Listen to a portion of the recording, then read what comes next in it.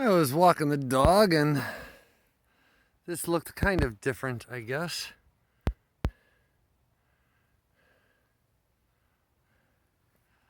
But that little crater still is filled with water. There at least was a path there a little while ago. What made that track? It looks like a tiny little tank tracks. What is it? I hope I'm getting it.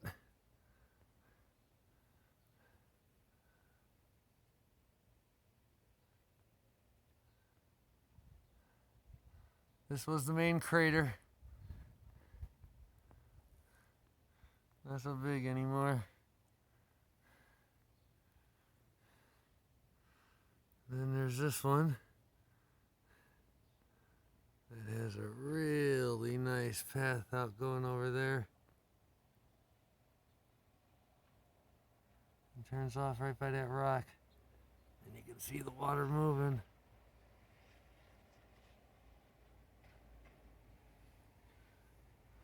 I'm digging the colors in there.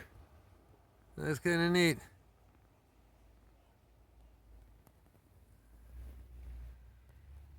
Well,